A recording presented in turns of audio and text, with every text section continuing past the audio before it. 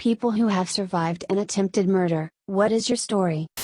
Neighbor stabbed me in the chest because I hit him over the head twice with a 10-pound weight to try to stop him stabbing his wife. However, I'm fat and the knife didn't go deep enough through my breast tissue to do any damages. Yay for being fat. He's still up for attempted murder though.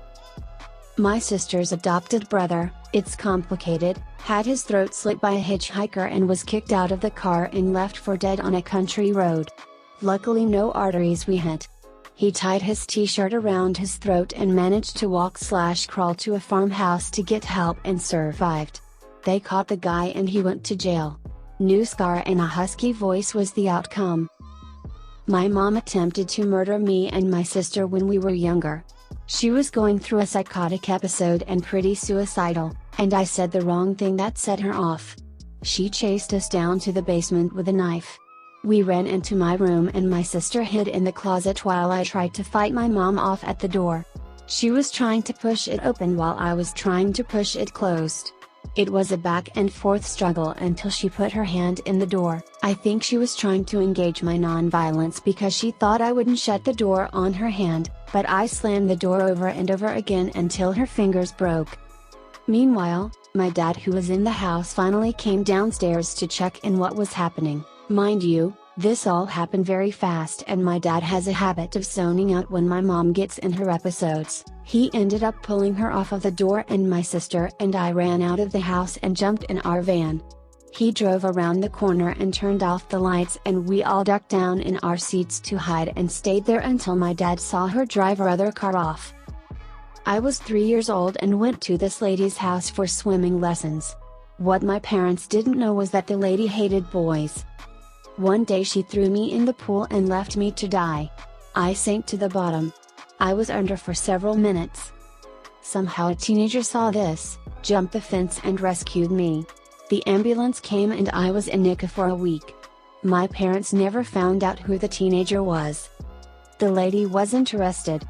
The cops told my parents that it would cost them money to take her to court. A lawyer read an article in the newspaper and decided to go after the lady, pro bono. She had several businesses involving kids. He was able to shut her down. She ended up as a waitress and eventually got cancer and died. As a lovely parting gift, growing up I sometimes felt like I was drowning when taking a shower or in water. I've overcame this and eventually got a scuba license and still enjoy swimming.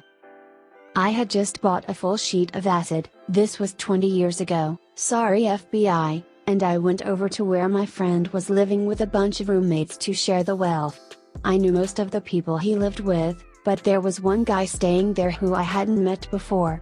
I basically handed out however many doses people were tough enough to take at once, including 3 or 4 hits to the new guy. We came to find out pretty quickly that new guy had never taken LSD before. Okay, no problem, he's at home, he's surrounded by people he knows, except me, he can just chill and have a good time.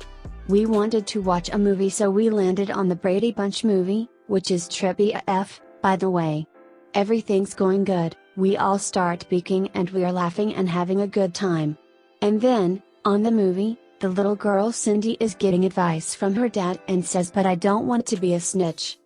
New guy stands up and roars, "Is that what you think? You think I'm a fucking snitch?" We all try to calm him down, explain to him that it's a line from the movie, we even rewind the movie so he can watch that part again, but nothing is working. He's tripping too hard to reason with, and he's convinced that we are accusing him of being a snitch. Then he starts pacing back and forth, muttering, "This is the kind of shit that makes motherfuckers kill. This is the kind of shit that makes motherfuckers kill." Over and over. Great. He zeroed in on me, I'm sure because he didn't know me, and he's still pacing back and forth and muttering, but now he's giving me a death glare while he does it. I'm getting pretty uncomfortable, obviously, and I'm also peaking from like 10 hits of acid, so my ability to cope with the situation is pretty low. I stand up because, well, there's a guy I don't know pacing around behind me muttering about killing people, and I don't want my back to this dude. This would be a really intense situation even if I wasn't tripping balls, but the acid certainly doesn't help. Suddenly he pulls out a huge hunting knife, lunges at me, and tries to stab me. I dodged him, then he made another try, but by that time his friends had jumped up and were holding him back. He's struggling to break free and screaming, "You think I'm a fucking snitch? I'll fucking kill you," and I took the opportunity to bop right on at the door. I was about half a mile from my house, but it took me about 2 hours to find it because I was tripping so hard and I kept getting lost in my own neighborhood. Addendum: he was, in fact, a snitch, and the whole house got raided a few weeks later. A bunch of the guys who lived there got arrested for drugs, although my friend had moved out by that point, so luckily he wasn't one of them. I delivered a pizza to a house just outside of the city. On the way back, I stopped to help a car that pulled over in front of me with their hazard lights on. I pulled up beside them and thought it was weird that nobody rolled down a window or made any kind of contact with me for around 15 seconds. The passenger then jumped out of his side of the car yelling that they needed help as he made his way toward my car. I thought something was weird about this. As I started to pull away before he could get to my passenger door, he began shooting at me. I ducked my head after the first shot entered through the back window and embedded in my passenger seat headrest. Another shot entered through the rear window, while the other 3 only hit the outside metal parts of my car. He missed altogether with another shot. I remember being sure I was about to die as he fired more shots at me. I was very surprised that it wasn't panicky, it was just like, "Oh, I guess this is it." Turns out it was a plot to rob me. The pizza was ordered and the guys were stationed down the road to intercept me. They knew who I was and they knew that I would be able to recognize them, as I had delivered a few orders to them before. The guy wasn't wearing anything to cover his identity, which leads me to believe that he would have shot and killed me if he would have made it inside my car. By the next morning they had all been arrested. The shooter was found guilty of attempted murder and sentenced to 40 years in prison. He later appealed that sentencing because there was a word wrong in the jury instructions. He won the appeal and ended up being sentenced to 10 years, and was released November of 2010 after 5 years. The remaining 5 years were to be served as parole/probation. He was arrested twice for parole/probation violation when he was only a couple months away from total freedom. I laughed.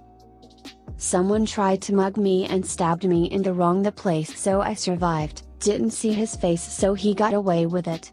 Sounds like you got stabbed in the right place.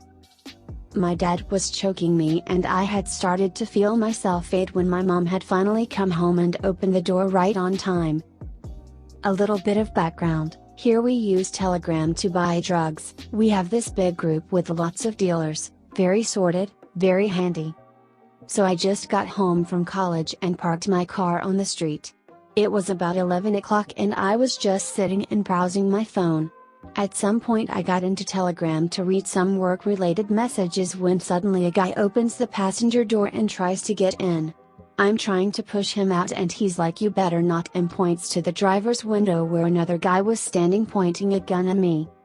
He gets into the car and from the back another guy comes in, so now there's 3 of them, one on the passenger seat, one by the driver's window which by now opened the door and putting the gun to my head, and another who was sitting in the back and was pointing a knife to my neck.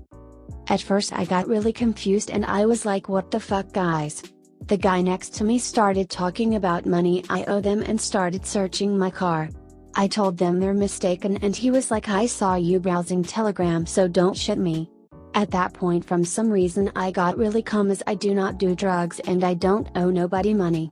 I tried to explain that I was just reading work messages, but the guy with a gun got really mad and hit me with the gun. He tried to pull me out and the dude next to me stopped him and said there's an easy way to check, so he took my phone and started going through everything.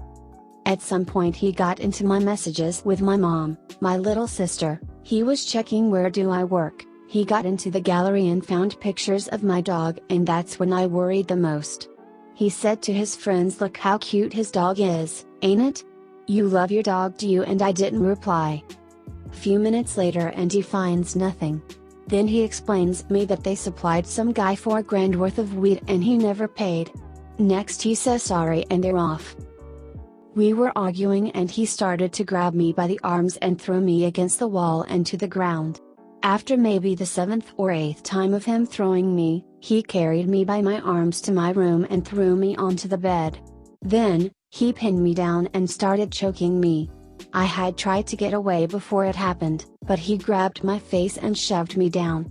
I started to see flashes of black and white. I don't remember how, but I managed to get my feet under him and onto his chest and was able to push him off me. He was my boyfriend at the time. I couldn't believe someone who claimed to love me could do something like that.